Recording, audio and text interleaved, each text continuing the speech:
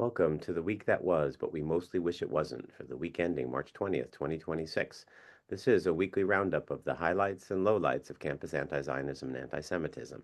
This week I had around 40 stories to choose from. If something is happening in your neck of the woods, please be sure to let me know. I'm your host, Andrew Pessin. I am a professor. Please don't hate me. For more about me and my work, visit andrewpessin.com. For all the details of today's stories and loads more stories, follow me on X at Andrew Pessin. A reminder, I have launched the Institute for the Critical Study of Anti-Zionism. It's off to a terrific start. We have our inaugural webinar series underway. Please subscribe to the Substack, icsa.substack.com. And if you're interested in collaborating or sponsoring, please be sure to get in touch. Okay, let's get to the news. We begin with the legal department this week. First of all, the Chicago chapter of CAIR, the Council on American Islamic Relations, has filed a class action lawsuit against Canary Mission and Stop Anti-Semitism, alleging they dox people for supporting Palestinian rights.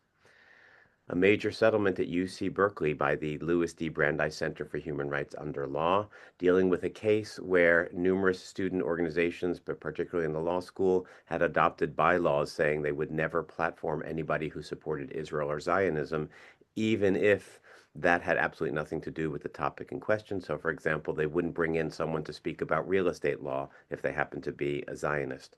According to the settlement, this is illegal discrimination, and Berkeley will no longer allow this. There is quite a bit of question about the concrete impact of this. It forbids these groups. At one point, more than 20 organizations had adopted this rule that they would in no way platform Zionists, thereby denying Jewish students all sorts of opportunities for publications, networking, mentoring, pro bono experience, etc. They will no longer be allowed to include such clauses in their bylaws, but of course, it's not obvious that nothing stops them from simply not inviting Zionists to their work. That's one of the reasons why the Institute for the Critical Study of Anti-Zionism wants to go after the ideology in the first place that makes them want to not platform Zionists. In any case, it is a major settlement, and we should watch the outcome closely. At least on the surface, it suggests that you cannot discriminate against Jews simply by calling them Zionists. Other top stories this week. The House Committee on Education and Workforce released a new report on campus anti-Semitism. There are at least 4 significant conclusions, none of which will be a surprise to those who follow these issues. University leaders are still failing to show decisive leadership to address anti-Semitism on campuses. Faculty members are legitimizing and amplifying anti-Semitism on college campuses. As the organization Amcha Initiative has shown in multiple studies, faculty members are really the driving force behind the problem. Hence the Institute for the Critical Study of Anti-Zionism going after the ideology. Conclusion 3, student groups act as ringleaders, driving anti-Semitic harassment and hostility. Students for Justice in Palestine, SJP being, of course, a major group there. And finally, American universities operating campuses in the Middle East are failing in critical ways to fulfill their stated goal of promoting American values. Now, I don't know about whether their goal is promoting American values, but there are clearly serious problems with these American universities that have satellite campuses in Qatar, in particular. These include Carnegie Mellon, Georgetown, Northwestern, Texas A&M, Virginia Commonwealth, and Cornell Medicine.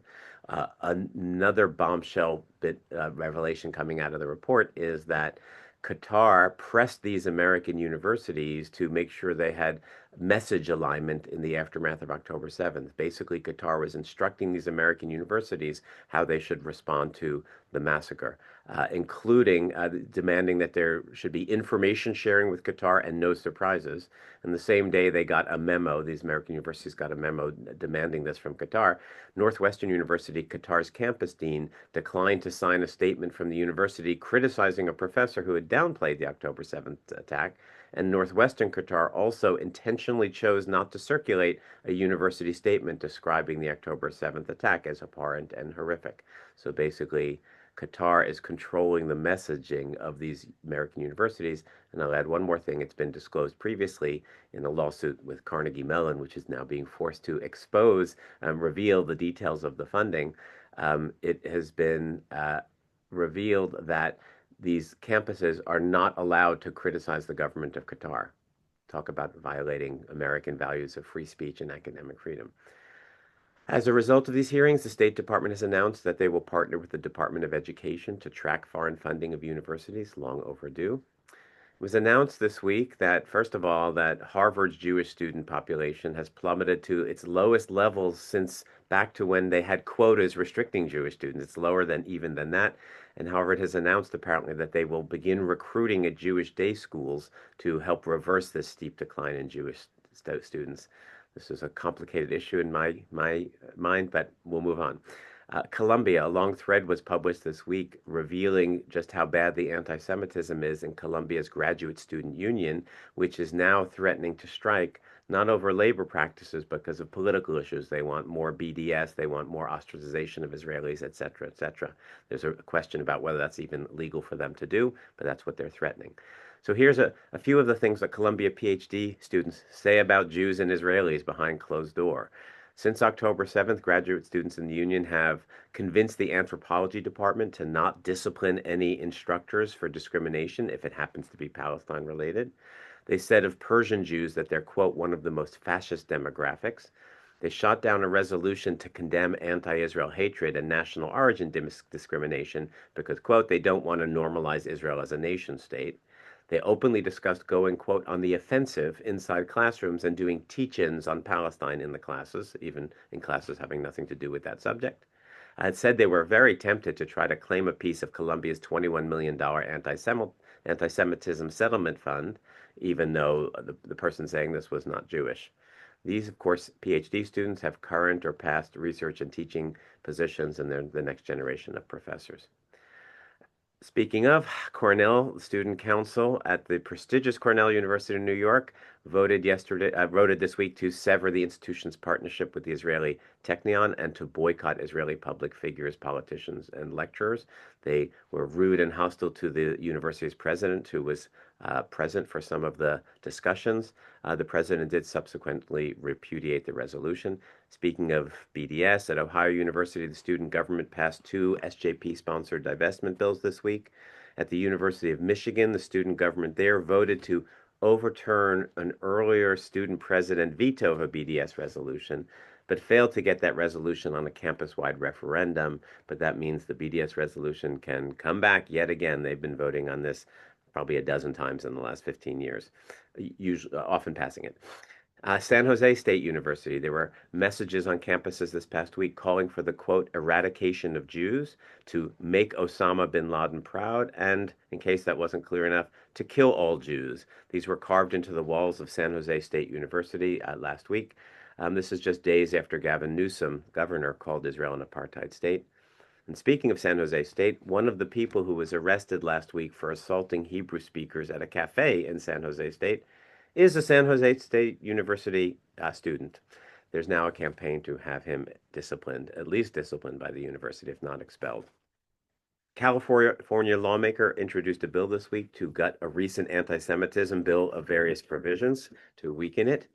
And in the United Kingdom, there's a new Union of Jewish Studies report out this week on campus Jew hatred via a survey of 1,000 students of many different backgrounds. And to summarize, it's bad. Anti-Semitism is normalized, support for terrorism is rampant, and here is a particularly shocking finding. 20% of non-Jewish students say they would refuse to share a house with a Jewish student. They wouldn't room with a Jewish student. Just imagine for a moment that 20% said they wouldn't room with a black student or a Muslim student. But it's okay. Jews don't count. Students for Justice in Palestine this week, in addition to orchestrating various BDS maneuvers at Berkeley, which just had this settlement, they had social media posts this week openly supporting Hamas and also the Popular Front for the Liberation of Palestine, another declared terrorist group, including honoring Sinwar and Hamas's spokesman. And meanwhile, Chicago SJP had a very busy week. They seem to have a coordinated campaign going, particularly on a nasty anti-Jewish rampage on numerous campuses. Illinois Institute of Technology, Columbia College of Chicago, DePaul, and Loyola, all of their SJPs were posting things such as, quote, down with the Epsteinian forces and the pedophilic Zionist regime. Glory to all of our martyrs, from Gaza to Tehran, from Sana'a to Beirut, from every river to every sea. Think about that. From every river to every sea, they're calling for intifada. They're calling for purging of the Jews. They're calling for genocide. In the K through 12 department, New York City, there were swastikas at multiple schools in Queens over the past week, and a student wearing a necklace that featured the destruction of Israel, a necklace entirely of Palestine in the shape of Israel. California, the education department there is suing the Oakland School District over their refusal to enact anti-Semitism reforms.